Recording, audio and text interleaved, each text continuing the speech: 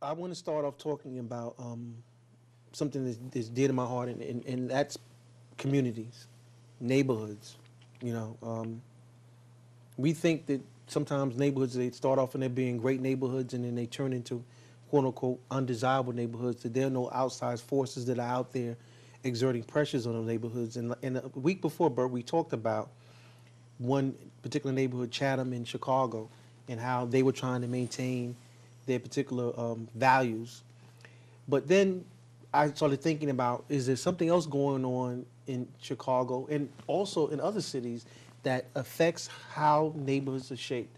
And so this excellent article that I sent to y'all, and I kind of pat myself on the back for that, talks about that. And I thought about you, especially in mine, Bert, because it's part of the things that we've always talked about. What did you think about that particular article, and kind of enlighten everybody about what it was talking about? What did they point out?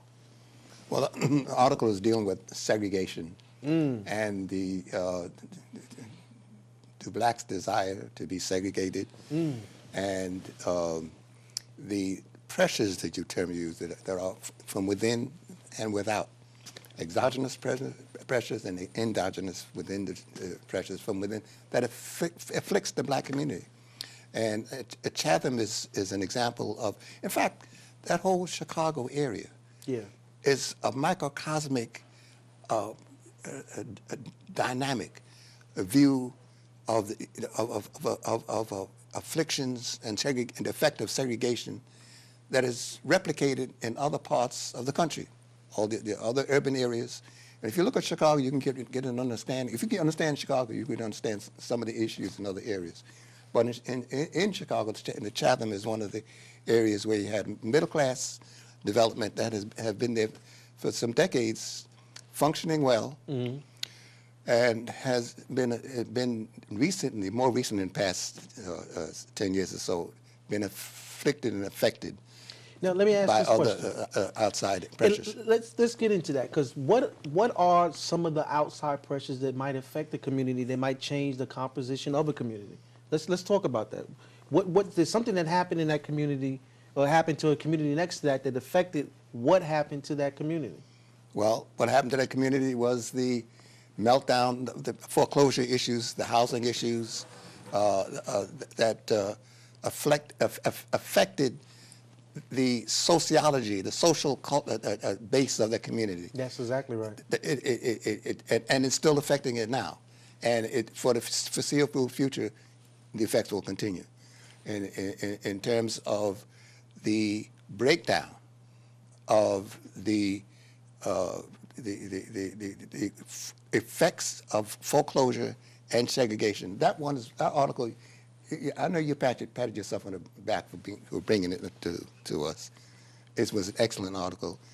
It outlined the condition of segregation, and in there it demonstrates how segregation itself, one of the important keynote lines in there, how segregation itself is one of the major causes of the foreclosure crisis. Let's talk about that. Let's bring Lorie into the conversation. Lorie, when you read the article and you see that one of the things it asked a particular question I thought was very interesting, and where we live, do we have as much choice about where we live, or is it really other people making decisions about where we're going to live and how our communities are going to be?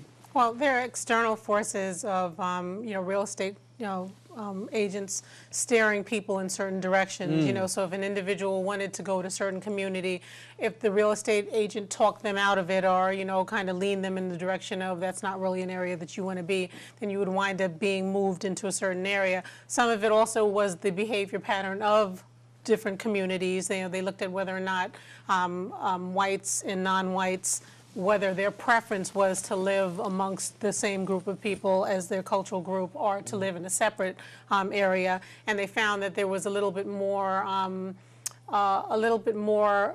of a desire or a little bit more diversity in certain groups as opposed to others. So right. It was a combination, like Burt said, of external and internal influences as to whether or not the community would remain segregated or not. And I think that's a very important thing that we need to look at, because if there is outside influences that are doing things that are illegal, because predatory lending. Yeah, predatory lending, or actually steering people. I forgot what the term is, but there's a real estate term where if you're actually not allowing people to live in areas that redlining? Redlining, yes. If you're doing that, then that's something that needs to be looked at from a regulation standpoint. But also internally, I think we need to understand why you would not want to live amongst your cultural group versus why you would. Let's talk about that, because that's an interesting dynamic, because that affects the sense of what is a community.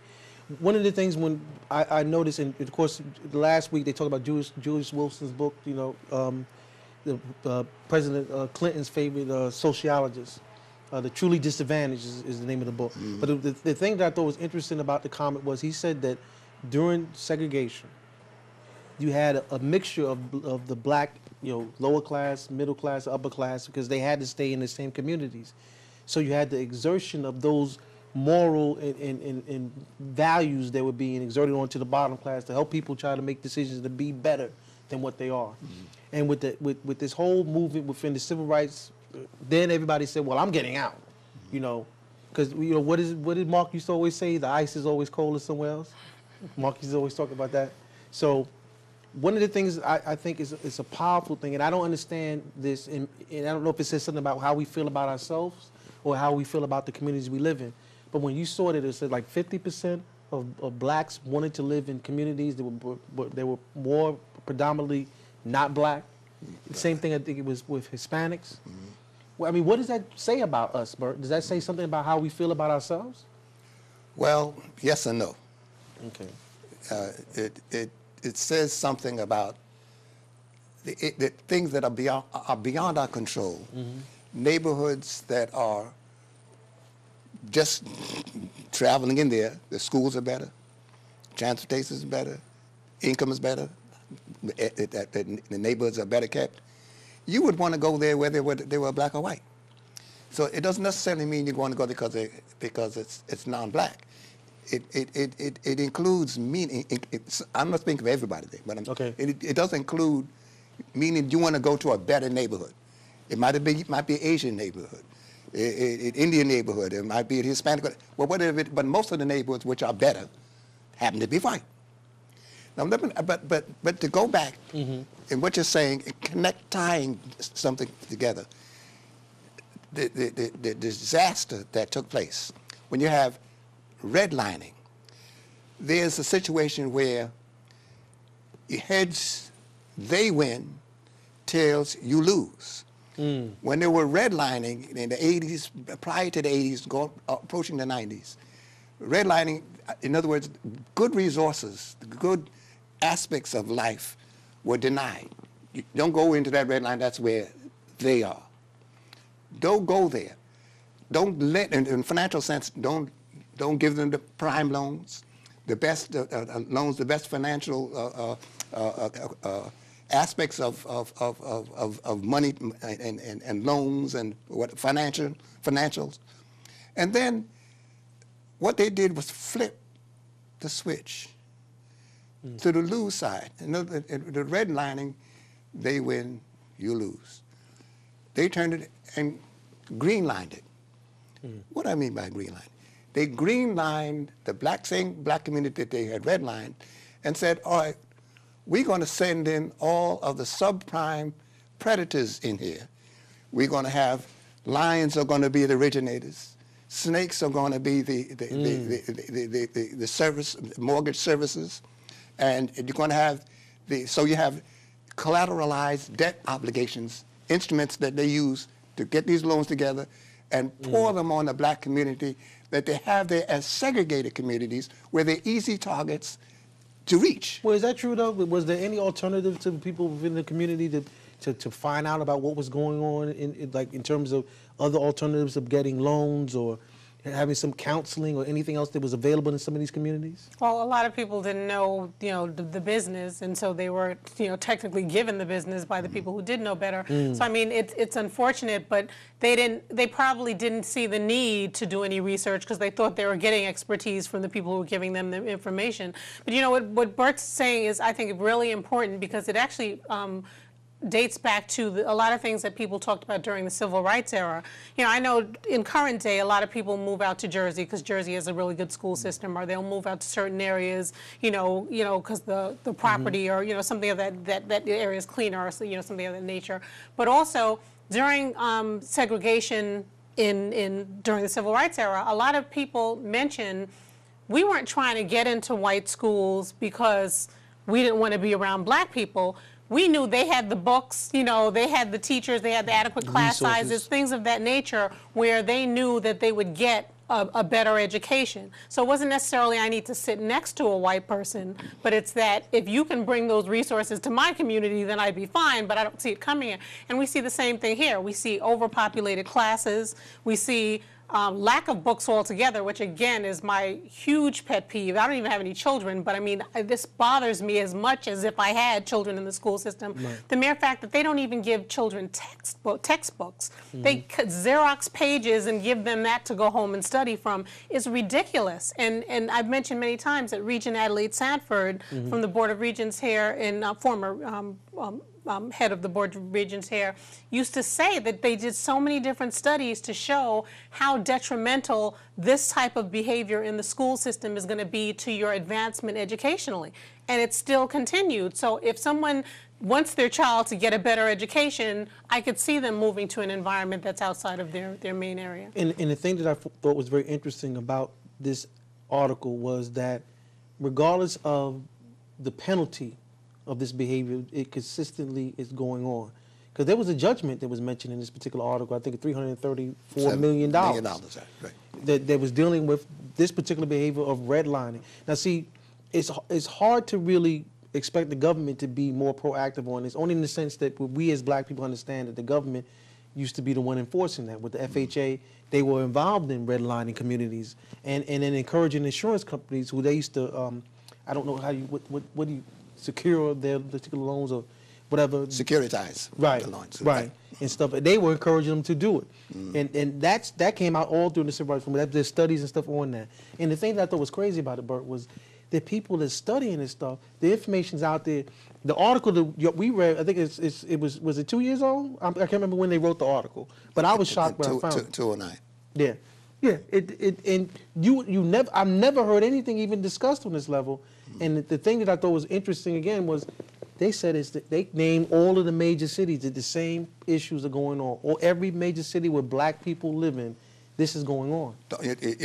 Well, in that case, you might be talking about the committee, the auditors. Yes. That they send in from out west, Houston, Los Angeles, New York, Philadelphia, a lot of the cities they covered, and they found an enduring pattern of denying blacks, even though they have a better credit ratings, they earn more in their jobs. Whatever the level was, it was better than the white applicants.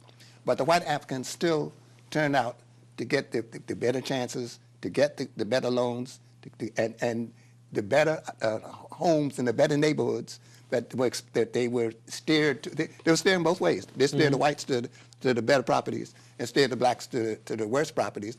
And with the segregation issue, when you have a group of blacks, the issue was they had no, as Lorie touched on, they had no the information that in terms of how to buy a house, how to deal with brokers, right, how to refinance, was not available to those in that community. That's an excellent point, Burt, that you talked about. And even when we look at these settlements that are coming down right now with the federal government and some of these banks, one of the things that, and Lorie, I think you kind of raised the point, is that they're trying to redirect this money and away from those type of programs, which actually help to create the same problem that we're talking about, because people need to be educated about the process of buying a home.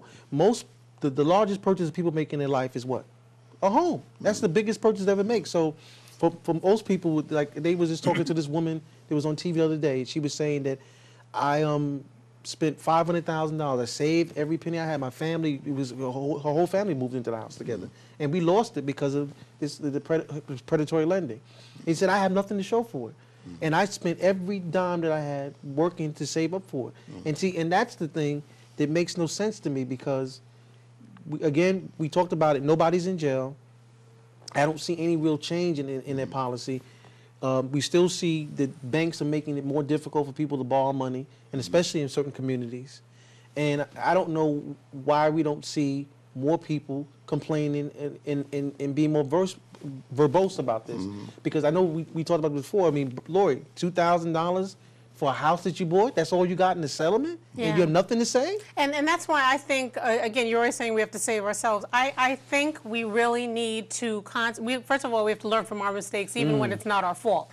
You know, you have to make sure, because think about it, capitalism, just the way it's set up, it's the corporation versus the corporation's looking to make as much money as they can off of you, period, whether it's for stockholders, for bonuses, all of that other stuff. So if you already have that mentality where, you know, we're looking out for ourselves, you better look out for yourself. Right. And then you pile on top of that discrimination, redlining, you know, all of these other things in addition to that, that just puts our community in, it should put our community in the mindset that I really have to educate myself. So when people bring nonsense to me, I can counter it. And I'll tell you from experience, I've learned in life that when you have enough knowledge about whatever the topic is, whether it's buying a house, getting a job, whatever the case is, when nonsense comes at you and you cut it off, it stops coming at you because somebody realizes it's just like a shyster who's trying to sell you, you know, give me your credit card number.